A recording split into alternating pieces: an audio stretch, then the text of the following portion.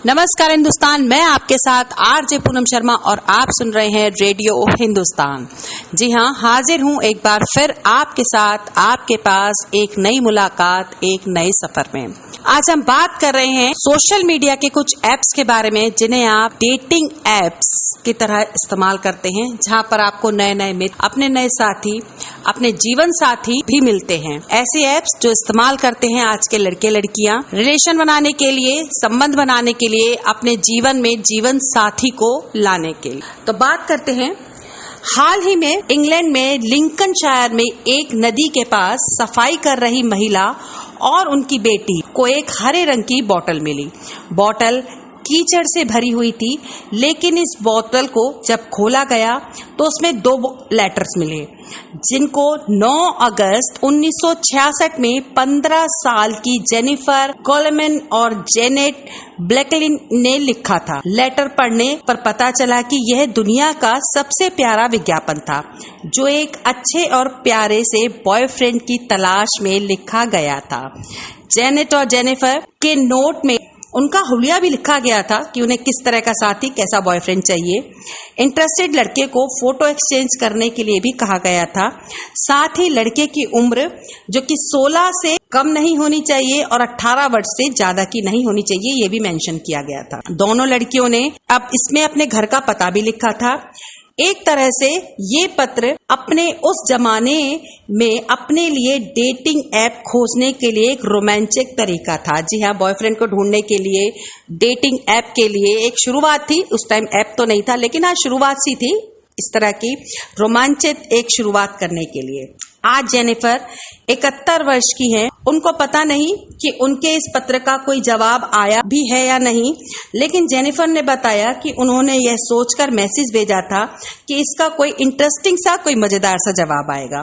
देखा जाए तो 1966 में एक अच्छे बॉयफ्रेंड की तलाश में इन 2 लड़कियों ने जो किया था, वह एक तरह की शुरुआत थी डेटिंग ऐप की।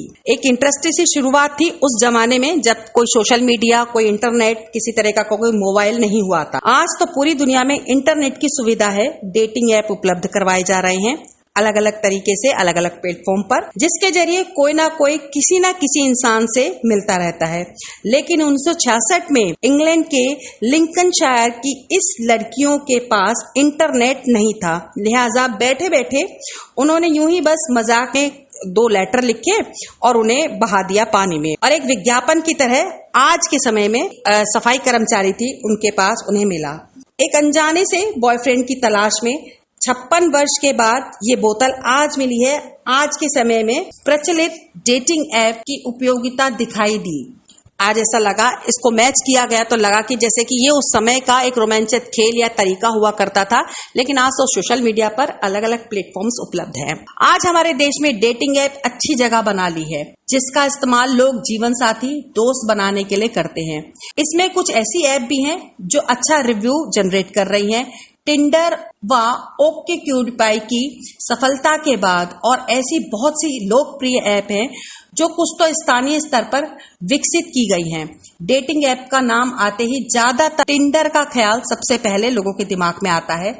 डेटिंग ऐप की कैटेगरी में सबसे ज्यादा इस्तेमाल किया भी जाता है यही ऐप, टिंडर ऐप। साल दर साल इसके एक्टिव यूजर्स की बढ़ोतरी दिन पर दिन बढ़ती जा रही है। इसमें बहुत से फीचर्स आपको इस्तेमाल करने को मिलते हैं, परंतु सभी फीचर्स को इस्तेमाल करने के लिए आपको पेड सर्विस लेनी होगी।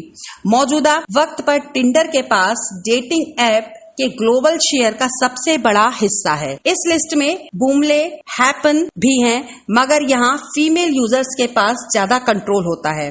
मैच होने के बाद फीमेल यूजर्स से बात कर सकते हैं, आप शुरुआत कर सकते हैं, पहले मैच आपको होना चाहिए।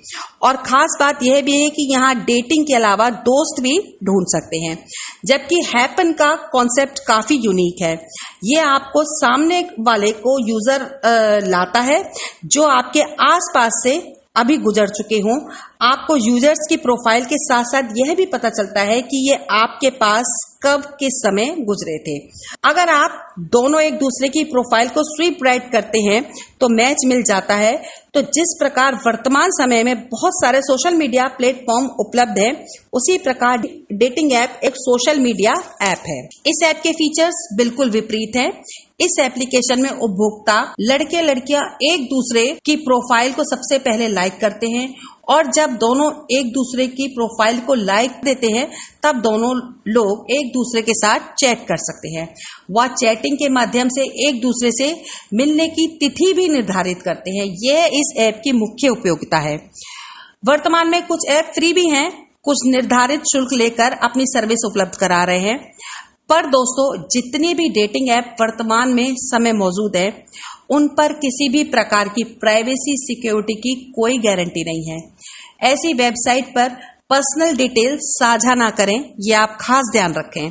वह किसी भी प्रकार की ऐप इस्तेमाल करने से पहले उसकी सर्विस के बारे में अच्छे से जान लें। कभी भी किसी भी इस प्रकार के ऐप को इस्तेमाल करने से पहले ऐसी कोई जल्दबाजी ना करें जो भविष्य में आपको नुकसान पहुंचाए। सामने वाले को देखें, परखें, अच्छी तरह से उस पर विश्वास करें। कोई भी ऐसी जल्दबाजी ना करें जो आगे जाकर आपको परेशान करे, किसी मुश्किल में डाल दे। ऐसी ही ऐप जिस पर धोखाधड़ी के केस बहुत ज्यादा सामने आए हैं। यदि सामने वाले व्यक्ति आपसे कभी कोई पर्सनल फोटो या कोई निजी जानकारी आपसे मांगे तो तुरंत सतर्क हो जाएं और ऐसी कोई गलती ना करें कि आप अपनी किसी प्रकार की फोटो या अपना कोई निजी डिटेल आप उनको दें। भविष्य में आपको भारी नुकसान भुगतना पड़ सकता है। कहने का अर्थ है, कुल मिलाकर आप आज की जो भी डिजिटल जमाने में आप जो भी ऐप इस्तेमाल कर रहे हैं, फेसबुक हो, कोई भी ऐप हो, उसमें आप सतर्कता, अपनी सावधानी ये आपके खुद के हाथों में है। ये इसका सबसे पहले आप ध्यान रखें। सामने वाले को अच्छी तरह परखने के बाद, समझने के बाद ही अपनी तरफ से कोई कदम बढ़ाएं। आप सुरक्षित रहें, सावधान रहें, यही हम रेडियो हिंदुस्तान परिवार के द्वारा आपसे कहना चाहते हैं। मैं आपसे आज्ञा लूंगी। मैं आरजे पूनम शर्मा और आप सुनते रहिए रेडियो हिंदुस्तान।